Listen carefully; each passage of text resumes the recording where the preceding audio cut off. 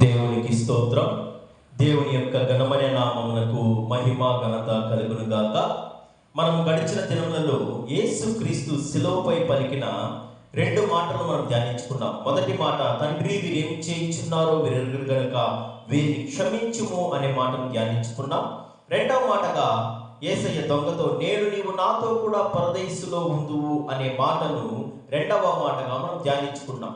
మొదటి మాట మనకు క్షమాపణను తెలియజేస్తే రెండవ మాట మనకు పశ్చాత్తాపాన్ని తెలియజేస్తున్నది. మరి మూడవ మాటగా యేసయ్య అక్కడ శిలువపై పలుకుచున్నాడు. యోహాను సువార్త మరి 19వ అధ్యాయం 25, 26 వచనాల్లో ఈ మాట మనకు కనబడుతుంది. చూడండి, యోహాను సువార్త మరి 19వ అధ్యాయం 26, 27 వచనములలో ఈ మాట మనకు కనబడుతుంది. యేసు తన తల్లియు తాను ప్రేమించిన శిష్యుడను దగ్గర నిలుచుండుట చూచి, అమ్మా ఇదిగో నీ కుమారుడు అని తన తల్లితో చెప్పెను. తరువాత శిష్యుని చూచి, ఇదిగో నీ తల్లి అని చెప్పెను. ఆ గడియ నుండి ఆ శిష్యుడు ఆమెను తన ఇంట చేర్చుకొనెను. యేసయ్య మిట్ట మధ్యాహ్నం వేళ శిలువమానుపై వేలాడుచు ఆయన 7 సూక్తులను పలికి ఉంటున్నాడు. శిలువ దగ్గర చూస్తే ఆయనకు దరిదాపుల్లో తనకు తెలిసిన వారు ఎవరు లేరు. అనగా తన శిష్యులందరూ గెత్సేమనే తోటలో ఆయన విడిచి పారిపోయినారు. మరి యోహాను మాత్రమే, మొదటగా యోహాను కూడా పారిపోయినప్పటికీ తాను తెగించి తాను యేసయ్య యొక్క శిలువ దగ్గరికి ఆయన వచ్చి ఉంటున్నాడు.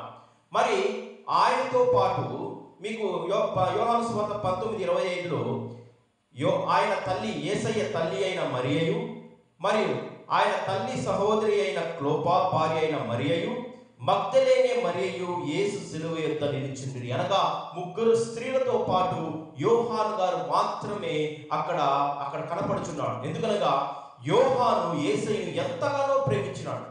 తాను ప్రేమించిన శిష్యుడు అని యోహాను సువార్తలో మనకు అనేక మార్లు కనపడతాయి. 13వ అధ్యాయంలో కూడా తాను రొమ్మున ఆనుకున్న శిష్యుడు అనే మాట మనకు కనపడుతుంది. అనగా యేసయ్యను నిజముగా ఎంతో ప్రేమించిన యోహాను ఆయన తెగించి ఆ యొక్క శిలువ దగ్గర వచ్చి నిలబడి ఉంటున్నాడు. మరి ఆయనతో పాటు యేసయ్య తల్లి అక్కడ నిలబడి ఉంటున్నది. ఆయన తల్లి అయిన మరియతో, అమ్మ ఇదిగో నీ కుమారుని ఆయన తల్లితోను, మరి తాను ప్రేమించిన శిష్యుడితో ఇదిగో నీ కుమారుడని యేసయ్య తన తల్లి యొక్క బాధ్యతను తాను ప్రేమించిన శిష్యునికి అప్పగించినట్లుగా మనం వాక్యంలో చూస్తున్నామండి. మరి ఇక్కడ మనం జాగ్రత్తగా ఆలోచన చేసినట్టయితే యేసయ్య 3వ మాటలో తాను భయంకరమైన శ్రమల్లో ఉన్నప్పటికీ తన తల్లి బాధ్యతను ఆయన విస్మరించకుండా తాను ప్రేమించిన శిష్యునికి ఆ బాధ్యతను అప్పగించి ఉంటున్నాడు. ఎందుకనగా ధర్మశాస్త్రం మనకు పదే తెలియజేస్తుంది, నీ తల్లిని నీ తండ్రిని నీవు సన్మానించుము. ముదిమి వచ్చినప్పుడు, అనగా తెలిసిన వెంట్రుకలు వారు వృద్ధాప్యంలో ఉన్నప్పుడు నీవు వారిని విస్మరించకూడదు. నీవు వారిని ప్రేమించాలి, ఆదరించాలి, వారి బాధ్యతను నువ్వు తీసుకోవాలని మనకు వాక్యము పదే తెలియజేస్తుంది.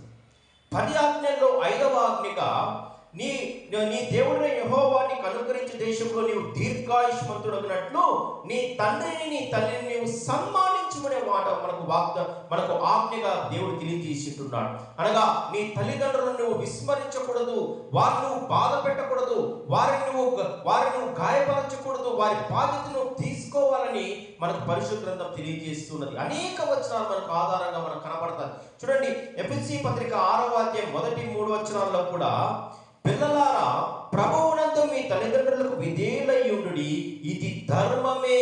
మీ తల్లిదండ్రులకు మీరు విధేయులయ్యుండుడి, అది ధర్మమే.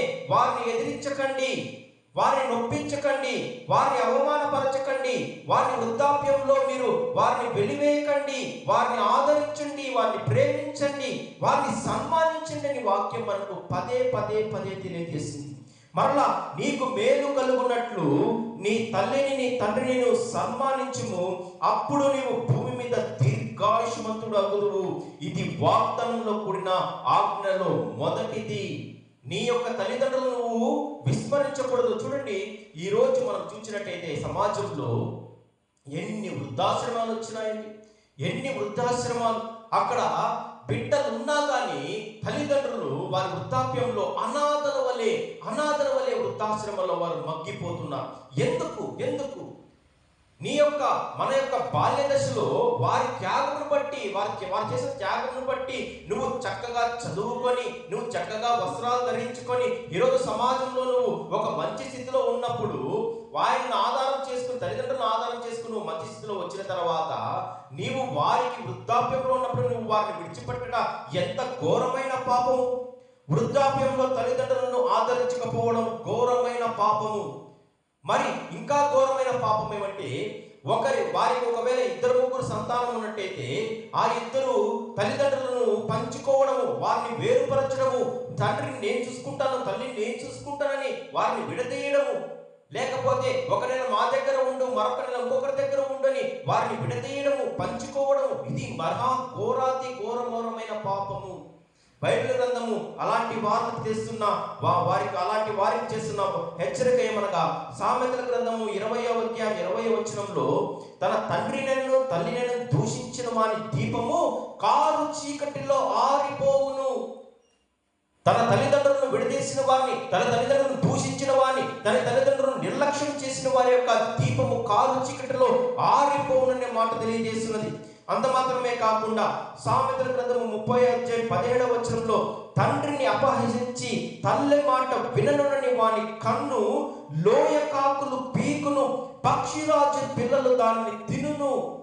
చూసినారండి ఎంత భయంకరమైన హెచ్చరిక, మరి ఎంత భయంకరమైన శిక్ష అనేది ఉంటుందో. తన తల్లిదండ్రులను ఎవరైతే విస్మరిస్తారో, వారిని వృద్ధాప్యంలో వారిని ఆదరించకుండా వారిని వదిలేస్తారో, తల్లిదండ్రులను ఎవరైతే దూషిస్తారో, తల్లిదండ్రులను ఎవరైతే కఠినంగా వారిని చూస్తారో, వారి యొక్క పరిస్థితి ఇలా భయంకరంగా శిక్షకు గురి అవుతారని మనకు వాగ్దానం బైబిల్ గ్రంథంలో మనకు తెలియజేస్తున్నది. కాబట్టి చాలా జాగ్రత్తగా తల్లిదండ్రులను బాధ్యత మనం తీసుకోవాలి. వృద్ధాప్యంలో వారిని సన్మానించాలి, మరి వారిని మనం గౌరవించాల్సిందిగా మనకు వాక్యం తెలియజేస్తుంది. అలా గౌరవించిన వారిని, ఘనపరిచిన వారు తప్పకుండా ఆశీర్వదించబడతారని మనకి వాక్యంలో తెలియజేస్తున్నారు. చూడండి, మత్తయి రాసిన సువార్త 15వ అధ్యాయం 4వ వచనంలో యేసయ్య మాటలు తెలియజేస్తున్నాడు. తల్లిదండ్రులను ఘనపరచుమనియు తండ్రినైనను తల్లినైనను దూషించేవాడు తప్పక మరణం పొందవలననియు దేవుడు సెలవిచ్చును. ఎవరైతే తల్లిదండ్రులను సన్మానిస్తారో, ఘనపరుస్తారో వారు దీర్ఘాయుష్మంతులు అవుతారు. ఎవరైతే వారిని నిర్లక్ష్యం చేసి వారిని బాధ పెడతారో వారు తప్పకుండా మరణం పొందవలసిందిగా దేవుడు సెలవిస్తున్నాడని తెలియజేస్తున్నాడు. అంత మాత్రమే కాకుండా సామెతల గ్రంథం 23వ అధ్యాయం 25వ వచనంలో, నీ తల్లిదండ్రులను నీవు సంతోష పెట్టవలెను, నిన్ను కనిన తల్లిని ఆనందపరచవలెను. ఎవరైతే తల్లిదండ్రులను ఎవరైతే సంతోషపరుస్తారో వారు ఆశీర్వదించబడతారు. ఎవరైతే తల్లిని సన్మానిస్తారో వారిని ఆనందపరచవలసిందిగా మనకు వాక్యంలో తెలియజేస్తూ వస్తుంది. ఇలా మనం తీసుకుంటే బైబిల్ గ్రంథంలో అనేక వచనాలు మనకు కనపడతాయి. దాని యొక్క మూలాంశము, నీ తల్లిదండ్రులను నువ్వు గౌరవించాలి, వారిని విడిచిపెట్టకూడదు, వారి వృద్ధాప్యంలో నువ్వు వారిని విడిచిపెట్టకూడదని మనకు వాక్యంలో బైబిల్ గ్రంథంలో తెలియజేస్తుంది. ఇక్కడ యేసయ్య కూడా శిలువ పైన ఆయన ఉన్నా కానీ తన తల్లి యొక్క బాధ్యతను ఆయన మరిచిపోకుండా ఆయనను తన ప్రేమించిన శిష్యుడికి ఆమె యొక్క బాధ్యతను అప్పగిస్తున్నాడు. చూడండి, యేసయ్య యొక్క తల్లి పరిస్థితిని మనం గమనించినట్టయితే, యేసయ్య శిలువమాన్పై ఆయన గాయపడి, ఆయన ఆ భయంకరమైన కొరడా దెబ్బలు తిని, తలపైన ముళ్ళ కిరీటం ధరించి, ఆయన చేతులలో మేకులు, కాళ్ళలో మేకులు కొట్టి, అక్కడ ఆకాశానికి భూమికి మధ్యలో ఆయన శిలువ పైన ఆయన వేలాడదీసి ఉన్నప్పుడు ఆయన యొక్క తల్లి యొక్క పరిస్థితిని ఆలోచన చేసినట్టయితే ఎంత భయంకరంగా ఉంటుంది. ఆమెకు తెలుసు యేసయ్య ఈ లోకంలోనికి వచ్చినదే అనేక మంది కొరకు, అనేక మంది పాపముల కొరకు ఆయన మరణించవలసింది ఆమెకు తెలిసినా కానీ తన కన్న పేగు, ఆ యొక్క కన్న తీపి ఆమెను ఎంతో దుఃఖానికి గురి చేసినట్టుగా మనం వాక్యంలో చూస్తున్నాం.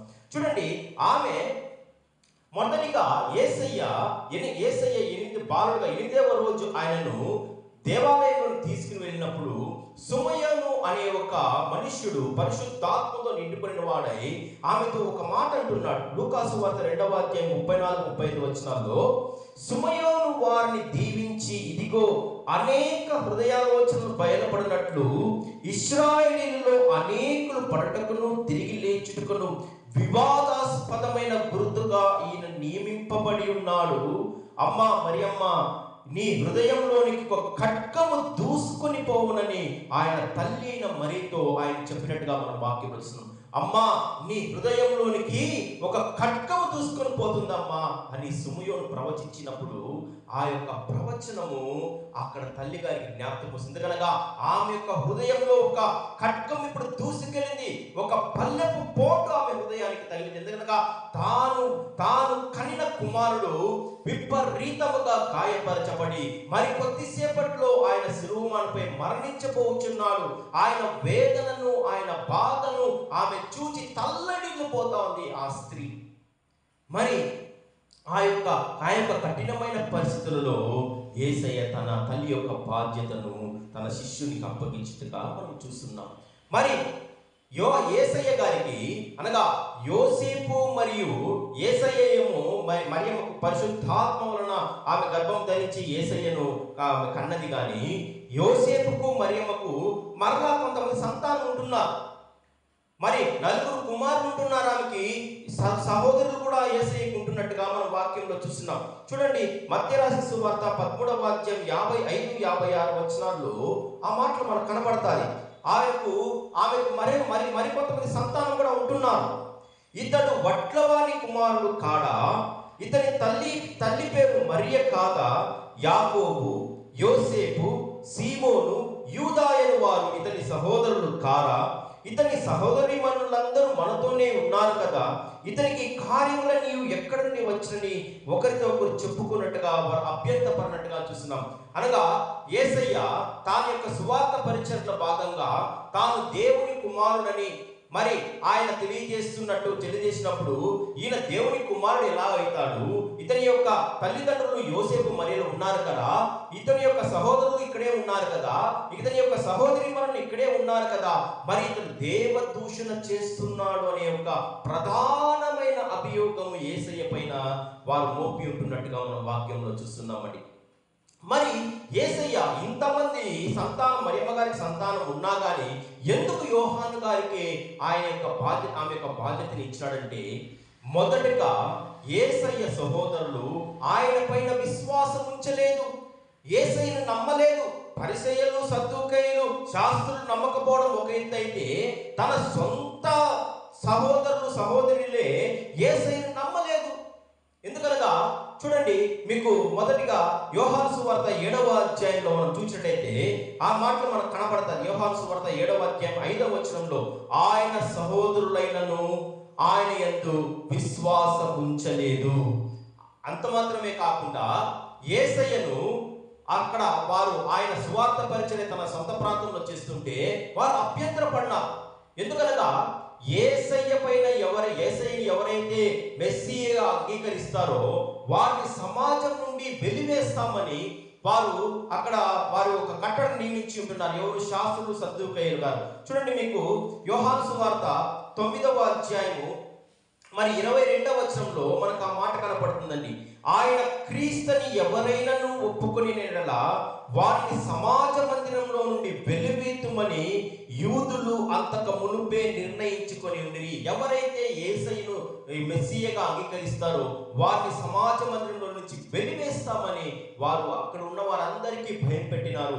మరి వీరు కూడా అందుకు భయపడి యేసయ్యను వారు మెస్సీగా అంగీకరించారు. ఎందుకనగా యేసయ్య అంటున్నాడు, నేనే దేవుని కుమారుడు, ఈ దేవాలయంలో మీరు పడగొట్టండి, 3 దినంలో నేను వాటిని తిరిగి కట్టుదని అంటున్నాడు. నేను అబ్రహాం కంటే గొప్పవాడు అంటున్నాడు, నేను సొలొమోను కంటే గొప్పవాడు అంటున్నాడు, ఈ మాట నేను మోషే కంటే గొప్పవాడు అంటున్నాడు. ఈ మాటలన్నీ యూదులకు కానీ పరిసయ్యులకు కానీ రుచించడం లేదు. ఎందుకనగా యేసయ్యను వారు సాధారణమైన ఒక వడ్లవాని కుమారుడు ఇతని యొక్క సహోదరులు ఇక్కడే ఉన్నారు కదా అని వారు అభ్యంతరపడినట్టుగా మనం వాక్యంలో చూస్తున్నామండి. అంత మాత్రమే కాకుండా ఆయన సహోదరులు చూడండి, మీకు యోహాను సువార్త 7వ అధ్యాయం 3వ వచనంలో మనం చూసినట్టయితే, ఆయన సహోదరులు ఆయన చూచి, నీవు చేయించున్న ఈ క్రియలు నీ శిష్యులకు చూచున్నట్లు ఈ స్థలము విడిచి యూదయకు వెళ్ళిపోము. అనగా నీవు ఈ స్థలం నుంచి నువ్వు యూదయకు వెళ్ళి నువ్వు అక్కడ సువార్త ప్రకటించుకో. ఇక్కడ నువ్వు ఇక్కడ సువార్త ప్రకటించి నువ్వు అభ్యంతరపడి మమ్మను వీరి వలన అభ్యంతరపడినట్లుగా మాకు నువ్వు అడ్డుగా ఉండకు. నీవు యూదయకు వెళ్ళి అక్కడ బహిరంగంగా నువ్వు సువార్త పరిచయం చేసుకో. అంతకుముందు తెలియబడిన విషయం ఏమంటే యేసయ్య యూదయకు వెళ్ళినట్టయితే అక్కడ ఆయన రాళ్లతో కొట్టడానికి వారు అక్కడ సిద్ధంగా ఉంటున్నారు.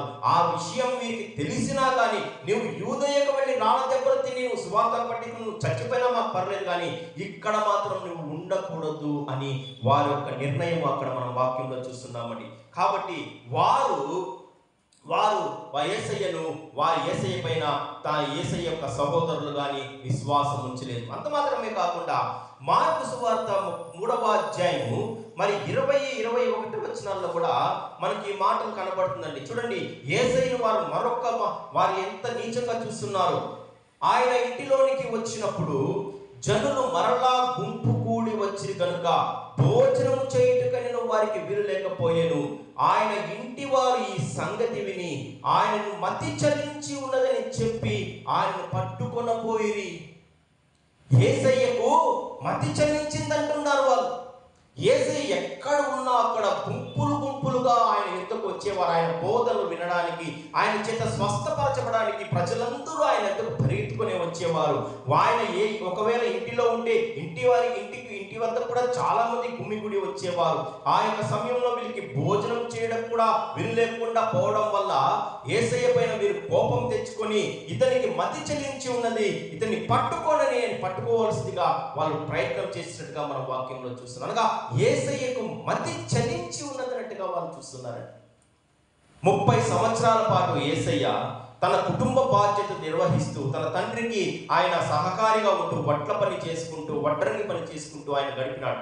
మరి 30వ సంవత్సరం తర్వాత యూదుల ఆచారం ప్రకారం 30 సంవత్సరాల తర్వాత ఆయన సువార్త పరిచర్య చేయడం ప్రారంభించినాడు. ఈ యొక్క 3.5 సంవత్సరంలోనే ఆయన యొక్క పరిచర్య యొక్క ముద్ర ప్రపంచమంతా ఆయన వైపు తిరిగినట్లుగా మనం చేయబడినట్టుగా మనం చూస్తున్నామండి. మరి అంత మాత్రమే కాకుండా యేసయ్య మరి ఆయన బోధిస్తున్నప్పుడు శిష్యులందరికీ ప్రజలందరికీ బోధిస్తున్నప్పుడు ఒక రోజు మరి ఆయన సహోదరులు ఆయన యొక్క తల్లియు బయట నిలబడినట్టుగా చూస్తున్నప్పుడు యోహాను సువార్త మరి 3వ అధ్యాయం 32 నుంచి 35 చూసినట్టయితే 31 నుంచి ఆయన సహోదరులను తల్లియు వచ్చి వెలుపల నిలిచి ఆయన పిలువనంపిరి. జనులు గుంపులుగా ఆయన చుట్టూ కూర్చుండిరి.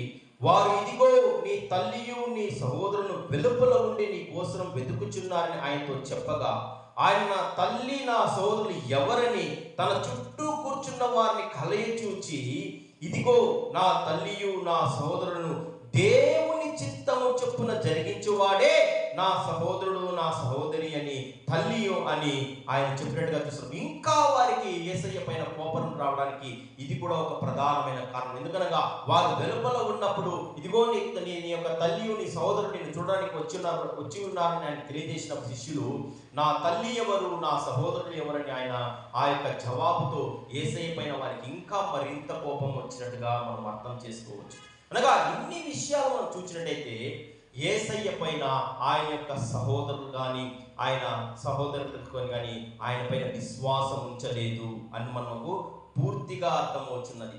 మరి వీరి యొక్క అక్కడ ఉన్న పరిసయ్యులు శాస్త్రుల యొక్క వీరిపైన బలవంతముగా యేసయ్యను మీరు అంగీకరించినట్టయితే ఆయనతో పాటు మిమ్మల్ని కూడా మేము వెలివేస్తాము అనే ఒక మాట ప్రకారం యేసయ్యతో వారు చనువుగా లేకుండా ఉండడం మనం చూస్తున్నామండి. మరి ఇలాంటి పరిస్థితుల్లో యేసయ్య తన యొక్క తల్లి బాధ్యతను ఆయన విస్మరించకుండా తాను ప్రేమించిన శిష్యుడికి ఆమె యొక్క బాధ్యతను ఆయన అప్పగించినట్టుగా మనం వాక్యంలో చూస్తున్నాం. ఇదే సహోదరులు యేసయ్య సహోదరుడైనటువంటి యూదా గారు కావచ్చు, యాకోబు గారు కావచ్చు, వీరు క్రీస్తు యొక్క మరణ పునరుత్థానముల తర్వాత ఆయన పైన విశ్వాసం ఉంచి ఆయనను వెంబడించి మరి వారు 2 పత్రికలు కూడా వారు రాసినట్టుగా మనం వాక్యంలో చూస్తున్నాం. మనకు కొత్త నిబంధనలోని యూదా పత్రిక కావచ్చు మరియు యాకోబు పత్రిక కావచ్చు, యేసయ్య యొక్క ఈ సహోదరులే అక్కడ వ్రాసినట్టుగా మనం చూస్తున్నామండి. అనగా మొదటిగా వారు ఆయన పైన విశ్వాసం ఉంచలేదు, కానీ తరువాత వారు యేసయ్యను అర్థం చేసుకుని, అయ్యో మనతో ఉన్నవాడు నిజమైన మెస్సియానా, దేవుని కుమారుడా, ఇతనేనా అని తరువాత వారు ఆయనను నమ్మడం ప్రారంభించినాడు, విశ్వాసం ఉంచినారు. అంత మాత్రమే కాకుండా మరణ పర్యంతం వరకు కూడా వారు కూడా యేసయ్య పైన విశ్వాసం ఉంచి ఆ యొక్క 2 పత్రికలు రాయడానికి ప్రధానమైన కారణంగా ఉంటున్నది. మరి యేసయ్య తన యొక్క తల్లి బాధ్యతను కూడా ఆయన విస్మరించకుండా తన శిష్యుడు, ప్రేమించిన శిష్యుడికి అప్పగించినాడు, తన బాధ్యతను నెరవేర్చినాడు. మరి మనము కూడా మన యొక్క జీవితంలో మన తల్లిదండ్రులను మనం కూడా నిర్లక్ష్యం చేయకుండా వారిని సన్మానించాలి, వారిని గౌరవించాలి, వారిని అనారోగ్య సమయంలో వారిని ఆదరించాలి. మరి వారిని మనము ఎటువంటి కష్టపెట్టకుండా వారిని మనం జాగ్రత్తగా మనం బాధ్యతగా చూసుకోవాల్సిన అవసరం ఉందని ప్రభు ఈ 3వ మాట ద్వారా మనకు నేర్పిస్తూ వస్తున్నాడు. మనం కూడా ప్రభు నేర్పించిన మార్గంలో నడుద్దాం, మన తల్లిదండ్రులను గౌరవిద్దాం, వారిని మనము సన్మానిద్దాం. దేవునికి స్తోత్రం. హల్లెలూయా. ఆమేన్.